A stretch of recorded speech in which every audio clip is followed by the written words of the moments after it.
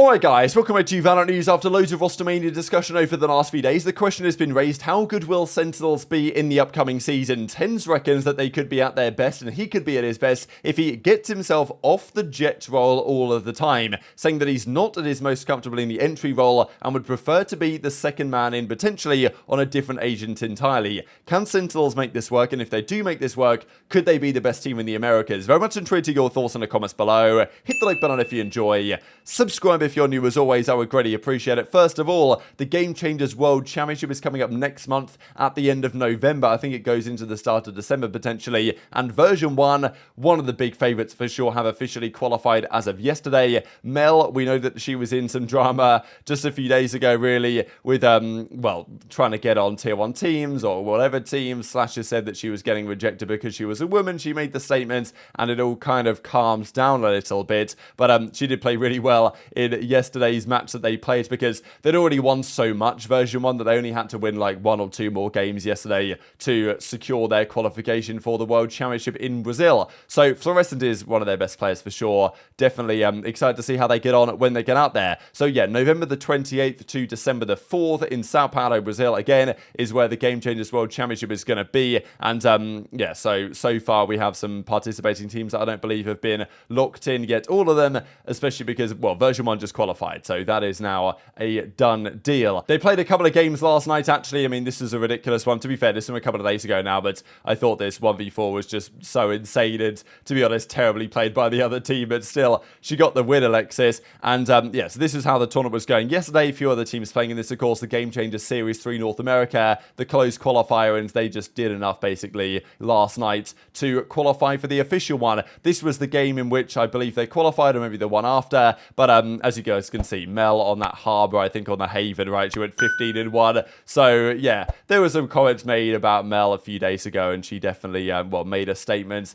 in the match that they played last night. There was also this that I saw on VLR going around yesterday, which is the ex-Evil Geniuses reserve roster. So all of these guys, Reformed, IC, Apoth, BCJ, they're now gone from EG. We don't know where they might go. There's been some rumours as to whether BCJ, like, could he go to, you know, maybe 100 Thieves, or like there were some theories as to who he might potentially be joining, but maybe not, just because he was spotted last night playing with this ex-EG reserve roster in a couple of matches they played. In one of these, basically the off-season tournaments, they played in that.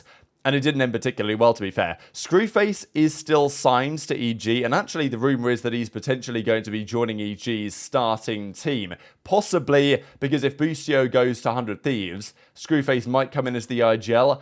That's been a bit of a theory. And yeah, I don't really like what EG are doing with their roster. I don't think anybody really does. If they are holding the players hostage, we believe that they are, and it's now leaving other organizations in relatively tricky positions. This was one of the games they played yesterday, of course, and well, this was one of the results, actually. So this is the second game they played, and yeah, they kind of got bodied here by 0 Marksman Black. This was in the losers bracket as well. They'd already lost their winners bracket game. They went down 13-11, 13-5, and yeah, so having teamed together before and playing this series, not massively impressive from the ex-Evil Geniuses reserve roster, to be honest. And yeah, I guess they were playing it for a bit of fun. But still, I'm sure they're thinking about their next direction. And it wasn't exactly a particularly impressive result as of yesterday. Couple of roster updates around the world. Firstly, for esports, the belief is that CNED, potentially formerly of Na'Vi, where we know that Ardis is going to Na'Vi and CNED is gone. So this is probably a done deal. That CNED to FUT Esports will happen. But also a very promising Turkish player from their tier 2 scene called Jett is going to be joining as well. Now he's replacing Modge, who's recently left the team. And yeah, interesting if this goes through. Definitely interesting to see how this goes, because FUT Esports were pretty promising, let's not forget, at the end of the most recent season. They did better than their expectations, I think, for sure. And okay, they fell short right at the end of the season, but nonetheless, pretty impressive result, and they're looking to make some serious upgrades to their roster for next year. Also, quickly on the Chinese scene, because there's not been much happening out there lately, but it was noted that Yosemite of BLG, Bilibili Gaming, the team that became famous by knocking NRG out of the World Championship, of course, were scrimming without Yosemite on the roster, and as he says, the organisation wanted to give our academy player an opportunity to compete. However, I will be back soon. So, very interesting stuff, and we'll see how, well, that might change things going into the new season if and when when they decide to make a move, if they decide to at all. Now, let's talk about the Americas and this whole Sentinels situation. Ye has left the Americas, which is, maybe not massively surprising. I think it was possibly expected that he might join Bleed Esports. That's now what's happened, and we saw that over the last couple of days. People, though, are theorizing, what does the Americas League look like? I know that Thinking Man's VALORANT here put together his list, and EG are, they're not making any friends at the moment, let's be honest. Cloud9 haven't really lit the world on fire with their roster building. Leviathan, I think, have done a particularly good job. Aspas coming in. They are no doubt looking pretty good. And then you've got some of these other teams dotted around. I mean, NRG, what are they doing? 100 Thieves. Difficult to say. And Sentinels, they've only made a one-man change. And this is why people will say, well, is it really going to make that much difference to their form from last year? Maybe not, but still, an in-game leadership change can make a big difference. The guys last year weren't really getting on that well with Def, and he wasn't really performing that well individually either. Marved made up the IGL role, did a better job of it, at least briefly, and then they fell short when it mattered really towards the end of the seasons. They've made further changes. G2... TMV believes could be potentially really good. And to be fair, they should be good on paper. And, we're still not exactly sure who their fifth is going to be. Is it going to be Jorgamo? Are they going to be able to get that move done? Questions. But TenZ gives his thoughts on the new Sentinels and exactly what he intends to play. Let's not forget that for a time when they were really good back in like Masters 2021, Reykjavik, stuff like this, TenZ was not necessarily the entry guy on the roster. Sick actually would do a lot of that work for the team, and TenZ would be kind of the second man or, just basically doing it all on the map. He wasn't necessarily needing to be the first in. Now that's usually how it goes with Jett.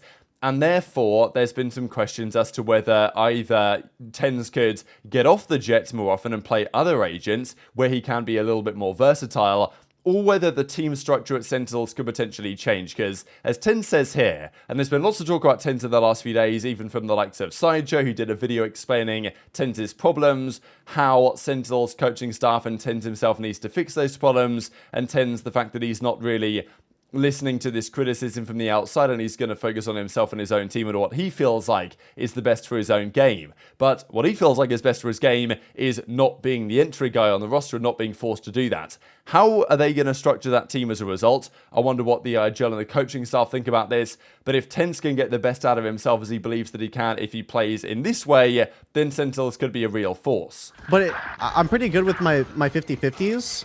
Where if I'm able to take like 50-50s, I can kind of get away with winning them more often. And so that's why I don't really like doing that style. But it's like also kind of ironic because I like the ability to do free stuff. That's why I think like when I play Yoru and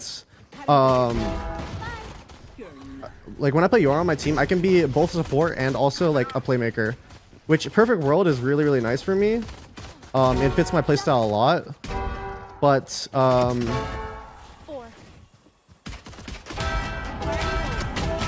it's not like fully practical to have a Euro on every map.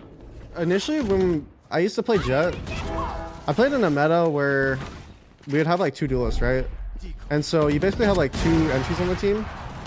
But I'm not naturally an entry player. I feel really uncomfortable entering. And that's just like from playstyle. I prefer playing a lot more supportive stuff. And also I like playing characters where I can be creative. Other than like my aim, one of my like big strong suits of me as a player on like a competitive team is my creativity, I think. I think I can get pretty creative, and I think Kaplan would easily agree with me. What's the main point for duelists that you are missing? I'm not comfortable entering. I think that's like my thing. I would be like the spike planner, so my job as Jett would to be like to plant the spike and try to live after I plant by like dashing away. And it was kind of rough.